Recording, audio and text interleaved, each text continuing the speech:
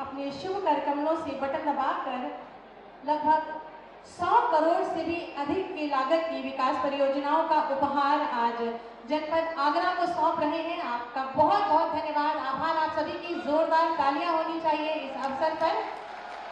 और मंच के दाहिनी तरफ आप देख सकते हैं कि ये विकास परियोजनाएं जिनसे कि विकास में गति किया जा रहा है।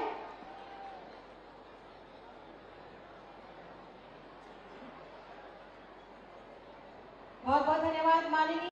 भारत माता की, भारत माता की, वंदे वंदे वंदे। नमः पार्वती पतिये हर हर।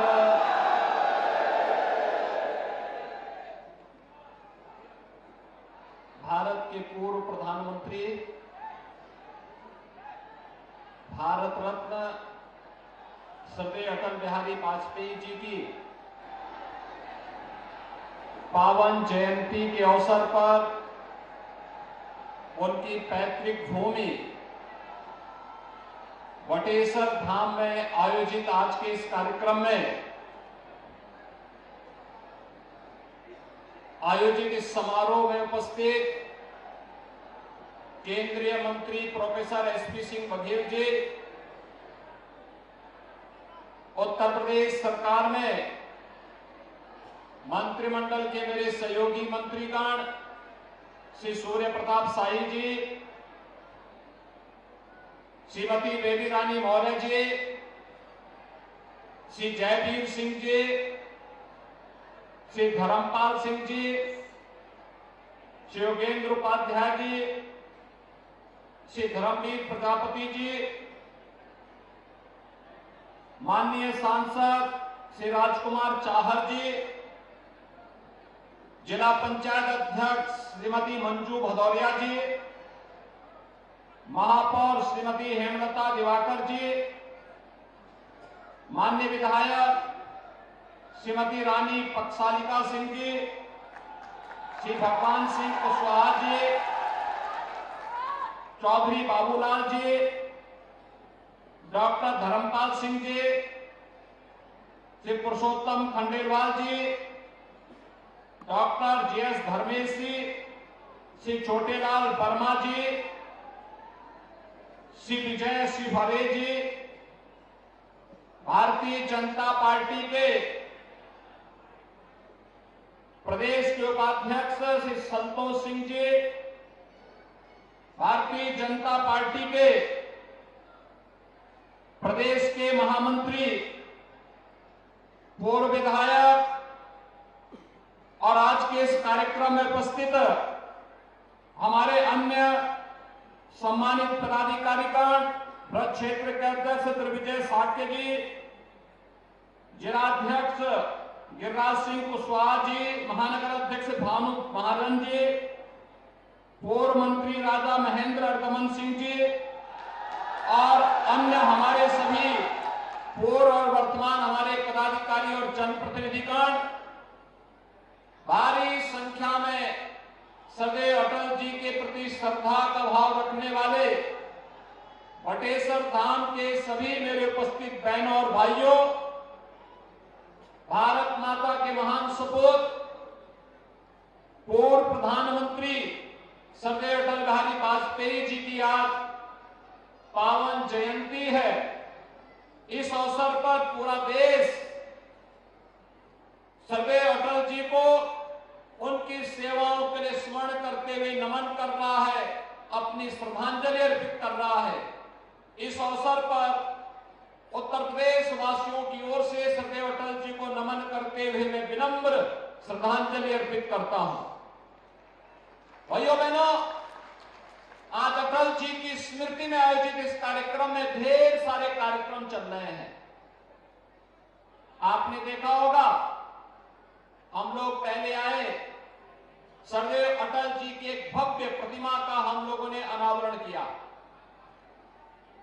यहां पर अटल जी की स्मृतियों को समर्पित एक भव्य टूरिज्म सेंटर भी स्थापित हो रहा है।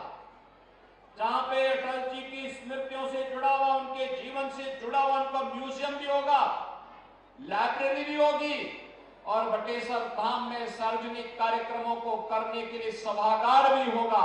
इसका भी अवलोकन करते हुए हम लोग आए हैं। तो अब आगरा से वृंदावन धाम जाने के लिए, गोवर्धन धाम जाने के लिए हेलीकॉप्टर की सेवा का शुभारंभ भी आज किया गया है, और विकास की लगभग 150 करोड़ रुपए की परियोजनाओं का लोकार्पण और शिलान्यास का कार्यक्रम भी संपन्न हुआ है। पर्यटन विभाग की प्रदर्शनी का उद्घाटन हुआ है, तो कृषि विभाग के कृषि मेले का भी यहां पे उद्घाटन हुआ है। भाइयों बहनों, इन सभी कार्यों के लिए मैं आप सबको हृदय से बधाई देता हूं, आपका अभिनंदन करता हूं। हम सब जानते हैं अटल जी एक विराट व्यक्तित्व के स्वामी थे, और ये भगवान शिव की, देवादिदेव महादेव की ही कृपा थी कि बटेश्वर को सदैव अटल जी के पूर्वजों की धरती होने का सौभाग्य प्राप्त हुआ। अटल जी प्रधानमंत्री बने, केंद्रीय मंत्री बने, सांसद बने, भारतीय जनसंघ और भारतीय जनता पार्टी के अध्यक्ष बने। जन्म उनका ग्वालियर में हुआ था, लेकिन बटेश्वर धाम से उनका संपर्क और संवाद निरंतर जीवन पर्यंत बना रहा, क्योंकि उनका जैसा विराट व्यक्तित्व एक बात को कहता था कि छोटे मन से कोई बड़ा नहीं होता, और टूटे मन से कोई खड़ा नहीं होता। भाइयों बहनों, यही है उनके बड़प्पन का राज। उन्होंने हरेक को सम्मान दिया, पक्ष हो विपक्ष हो, छोटा हो बड़ा हो, देश हो दुनिया हो, समाज के प्रत्येक तबके को साथ लेकर के चलने की प्रवृत्ति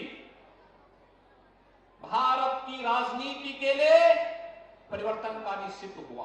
भारत की राजनीति को स्थिरता प्रदान करने का युग अटल जी ने शुरुआत की थी। नहीं तो अस्थिर सरकारें न केवल देश को कमजोर और कंगाल बना रही थी, बल्कि भारत को पूरी तरह खोखला बना करके असुरक्षित भी कर रही थी। अस्थिर सरकारें कैसे खतरनाक होती हैं, ये आप देख रहे होंगे। जो आज पाकिस्तान की स्थिति है, सरकार जब स्थिर नहीं होती तो उसका असर भले ही लोगों को, सत्ता में आने वाले लोगों को तात्कालिक रूप से पड़ता हो, लेकिन खामियाजा पूरे देश को भुगतना पड़ता है। आज एक एक रोटी के लाले पाकिस्तान में पड़ रहे हैं, और हिंदुस्तान में प्रधानमंत्री मोदी जी पिछले 3.5 वर्ष से फ्री में राशन देश के 80 करोड़ जनता को दे रहे हैं, और अगले 5 वर्ष की गारंटी भी मोदी जी ने दे दी। भाइयों बहनों, स्थिरता का एक जो पैमाना है, यह समृद्धि का भी मानक बनता है, आर्थिक समृद्धि का भी, खुशहाली का भी, और विकास का भी एक मॉडल खड़ा करता है। आज आप उत्तर प्रदेश को देख रहे होंगे। सरदेव अटल जी ने जो आधारशिला विकास की रखी थी, पिछली सरकारों ने कितना भी उसमें बिगाड़ने का प्रयास किया, लेकिन जैसे ही आपका आशीर्वाद डबल इंजन की भारतीय जनता पार्टी को, सरकार को प्राप्त हुआ, आपने देखा होगा उत्तर प्रदेश आज के दिन पर देश के अंदर सर्वाधिक विकास दर वाला राज्य बना है। जब हमारे पास सत्ता आई थी, तब उत्तर प्रदेश की अर्थव्यवस्था देश की 6ठी अर्थव्यवस्था मानी जाती थी, और आज नंबर 2 की अर्थव्यवस्था उत्तर प्रदेश ने हासिल की है। ये सरदेव अटल जी का आशीर्वाद है, ईश्वर की कृपा है, मोदी जी का मार्गदर्शन है, आप सबका सहयोग है, और परिणाम आपके सामने है। यही उत्तर प्रदेश कानून व्यवस्था जहां ध्वस्त थी, बेटियां स्कूल नहीं जा पाती थी, बहनें मार्केट नहीं जा पाती थी, किसान खेत में नहीं जा पाता था, कोई व्यापारी रोजगार में अपने व्यापार को नहीं कर पाता था, नौजवानों के लिए रोजगार नहीं था, विकास कार्यों के लिए भटकना होता था, विकास के पैसे का बंदरबाट होता था। आज वही उत्तर प्रदेश है, यहां विकास भी हो रहा है, इंफ्रास्ट्रक्चर के बड़े बड़े कार्य हो रहे हैं, गांव की कनेक्टिविटी बेहतर हो रही है। अब न केवल रोड कनेक्टिविटी को बल्कि हवाई जहाज की सेवा को बेहतर करने का कार्य किया जा रहा है। हर घर नल की योजना हर नागरिक के चेहरे पर खुशहाली लाने का माध्यम बन रही है। गरीब कल्याणकारी योजनाएं हर गरीब के जीवन में परिवर्तन लाने का कार्य कर रही है। ये वही कार्य है। पर्यटन की दृष्टि अगर आप देखेंगे इतना परिवर्तन हो गया है। जब हम लोग 17 में आए थे तो भारत के अंदर उत्तर प्रदेश तीसरे स्थान पे था और आज कोसों दूर तक उत्तर प्रदेश के सामने कोई नहीं खड़ा है, क्योंकि उत्तर प्रदेश नंबर 1 पर है। भाइयों बहनों, हर प्रकार के टूरिज्म के लिए उत्तर प्रदेश में संभावनाएं हैं, लेकिन इसके सजोने का काम हमारा है, हम सबका दायित्व भी है। स्वच्छता को बनाए रखना, एक शिष्ट व्यवहार आने वाले टूरिस्ट के साथ करना, कोई भी दुर्व्यवहार न हो, कोई चीटिंग न हो, किसी भी प्रकार की अव्यवस्था और अराजकता न हो, गुंडागिर्दी और माफिया प्रवृत्ति के तत्वों के साथ सख्ती से निपटने के पुलिस और प्रशासन के अभियान में हम सबका आशीर्वाद निरंतर प्राप्त होता रहेगा। उत्तर प्रदेश को देश की नंबर 1 अर्थव्यवस्था बनने से कोई रोक नहीं पाएगा। और भाइयों बहनों, उसी के लिए आपका आशीर्वाद प्राप्त करने के लिए आज हम सरदेव अटल जी की इस पावन जयंती के अवसर पर यहां पर आए हैं।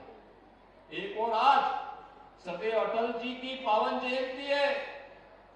भारतीय जनता पार्टी ने पूरे देश के अंदर सुशासन दिवस के रूप में इस दिवस को मनाने का कार्य किया है और ये कार्यक्रम एक और दृष्टि महत्वपूर्ण है। सरदेव अटल जी की आज की जो एक जयंती का कार्यक्रम है, ये अटल जी की जन्म शताब्दी वर्ष की शुरुआत भी है। यानी अटल जी अगले वर्ष 100 वर्ष के पूरे हो जाएंगे। और भाइयों बहनों, इस अवसर पर राज्य सरकार ने ढेर सारे कार्यक्रमों को आगे बढ़ाने का निर्णय लिया है। सुशासन के लिए प्रशासन में, शासन में, ग्राम पंचायत स्तर पर जहां इस पर फोकस किया जाएगा, नए नए इनोवेशन होंगे, कार्यक्रम होंगे, वहीं और सार्वजनिक जीवन में भी कैसे हम इसको प्रभावी ढंग से लागू कर सकते हैं। साहित्यकारों के लिए भी एक नए कार्यक्रम की शुरुआत होगी। ग्राम पंचायत स्तर से जनपद स्तर तक, प्रदेश स्तर तक के प्रोग्राम होंगे। तो बेसिक शिक्षा परिषद के स्कूल से लेकर के विश्वविद्यालय स्तर तक के भी प्रतियोगिताएं होकर के राज्य स्तर पर उन्हें सम्मानित करने और उन्हें फिर स्कॉलरशिप देने के कार्यक्रम को भी हम आगे बढ़ाने का कार्य करेंगे। भाइयों बहनों, अटल जी ने जो कुछ दिया वह देश को एक नई दिशा देने वाला है। आपने देखा होगा, स्वर्णिम चतुर्भुज का हो या फिर नेशनल हाईवे को वर्ल्ड क्लास हाईवे के रूप में स्थापित करने का, प्रधानमंत्री ग्रामीण सड़क योजना का कार्य हो या गरीबों को अन्न देने का कार्य, इस सरदेव अटल जी के द्वारा जो प्रारंभ किया गया था, आज उसी का परिणाम है कि प्रधानमंत्री मोदी जी के नेतृत्व में गरीब कल्याणकारी योजनाएं आजादी के बाद सबसे प्रभावी तरीके से आगे बढ़ रही हैं और विकसित भारत संकल्प यात्रा इन गरीब कल्याणकारी योजनाओं को आप सब तक पहुंचाने का एक सशक्त माध्यम बन रही है। मेरी आप सबसे अपील होगी, विकसित भारत संकल्प यात्रा में हम सब भी सहभागी बने। विकसित भारत संकल्प यात्रा जो लाभार्थी युवा है वो अपनी बातों से अपनी सफलतम कहानी को कहे और जिसको नहीं मिला है वो अपना रजिस्ट्रेशन करवा ले। उस तक भी शासन की योजना का लाभ गरीब को, जिसको आवास नहीं मिला आवास मिलेगा, जिसको शौचालय नहीं मिला शौचालय मिलेगा, जिसको पेंशन नहीं मिला उसको पेंशन मिलेगा, जिसको राशन नहीं मिला उसको राशन मिलेगा। हर प्रकार की सुविधा का लाभ उन्हें प्राप्त होता हुआ दिखाई देगा। और इसी उद्देश्य से आज हम सब आपके बीच में यहां पर आए हैं। भाइयों बहनों, अटल जी जैसा विराट व्यक्तित्व हम सबको एक नई दिशा देता है। और प्रदेश सरकार ने और केंद्र सरकार ने, डबल इंजन की जो सरकार है, इस सरकार ने सीधे तय किया 18 अटल आवासीय विद्यालय, गरीबों के बच्चे, श्रमिकों के बच्चे वहां पढ़ रहे हैं। आप आगरा में अटल आवासीय विद्यालय में जाकर के देखिए, उन गरीबों के बच्चे जो भटकते थे, कोई प्रोत्साहन नहीं था, आज उन बच्चों के लिए कैसा अच्छा आधुनिकतम इंफ्रास्ट्रक्चर के विद्यालय बन रहे हैं। ये अटल जी की प्रेरणा थी, प्रधानमंत्री मोदी जी का मार्गदर्शन और नेतृत्व था।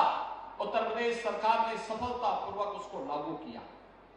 हम प्रभावी ढंग से इसको लागू करने जा रहे हैं। एक इंटरनेशनल पोटैटो सेंटर, आलू के लिए शोध करने के लिए एक अंतर्राष्ट्रीय केंद्र के लिए हम लोगों ने आगरा में लैंड उपलब्ध करवा दी है भाइयों बहनों। और अब अंतर्राष्ट्रीय पोटैटो सेंटर, यहां पे रिसर्च सेंटर बनेगा। आलू की कौन सी किस्म की मांग दुनिया में है, देश में है, वह बीज भी उपलब्ध कराएगा। और साथ साथ फूड प्रोसेसिंग के क्षेत्र में कहां कहां पे इस आलू का उपयोग होना है, उसके लिए मार्केट भी उपलब्ध कराने में योगदान देगा। हमारे अन्नदाता किसानों की आमदनी को कई गुना बढ़ाने में इससे मदद मिलेगी। और भी अनेक कार्यक्रम लेकर के आज कृषि विभाग आपके पास आए। एग्जीबिशन जो लगी हुई है ना, इस एग्जीबिशन को 3 दिनों तक अवलोकन करें, देखें, ढेर सारी जानकारी मिलेगी। रजिस्ट्रेशन करिए, शासन की योजनाओं का लाभ लीजिए। सरकार ने तय किया है कि अगले 2 वर्ष के अंदर 50,000 से अधिक किसानों को हम लोग सोलर पैनल उपलब्ध कराएंगे, जिससे डीजल के पंपिंग सेट से मुक्ति मिले और सूरज की रोशनी से उसके खेत में पानी पहुंचाने की पुख्ता व्यवस्था हो सके। कोई खर्चा नहीं, केवल साल में एक बार आप उसके पैनल की सफाई कर दीजिए, जांच कर दीजिए, बाकी कोई खर्चा नहीं। और आप अगर इसको मेंटेन करेंगे, कई वर्षों तक फ्री में आपके ट्यूबवेल को चलाने का वो काम करेगा। सरकार इस दिशा में निरंतर प्रयास कर रही है। ऑर्गेनिक प्रोडक्ट को पैदा करवाइए, सरकार उसके सर्टिफिकेशन के साथ जोड़ेगी और फिर आपके प्रोडक्ट का, चाहे वह धान हो, गेहूं हो, आलू हो, सब्जी हो, दलहन हो, तिलहन हो या फिर मकई हो, इसका भी आपको अच्छा दाम दिलाएगी। और भी अन्य तरीके से अन्नदाता किसानों के जीवन में परिवर्तन लाने के लिए जो कुछ भी हो पाएगा, ये डबल इंजन की सरकार पूरी प्रतिबद्धता के साथ इस कार्य को आगे बढ़ाना चाहती है। और इसी कार्यक्रम के साथ जुड़ने के लिए आज हम सब आपके बीच में यहां पर आए हैं। भाइयों बहनों, मुझे प्रसन्नता है जब हम लोग पहली बार में अटल जी की इस पावन जन्मभूमि पे आया था, तब से और आप में काफी सुधार हुआ।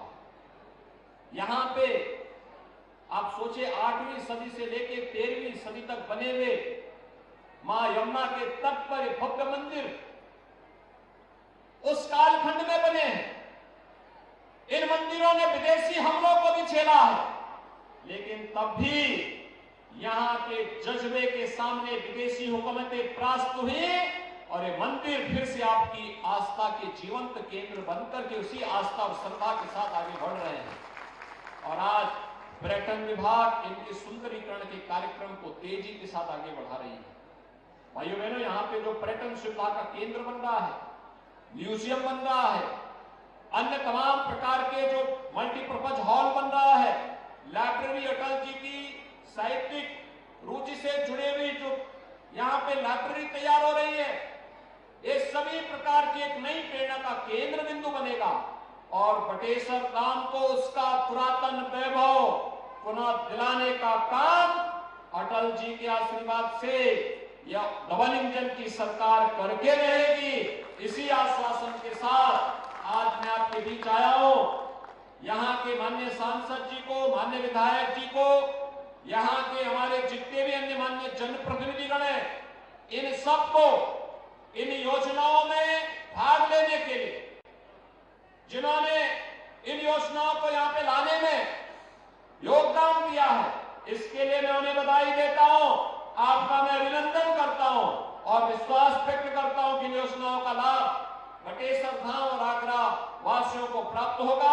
आप सबके प्रति मेरी शुभकामनाएं। धन्यवाद। जय हिंद।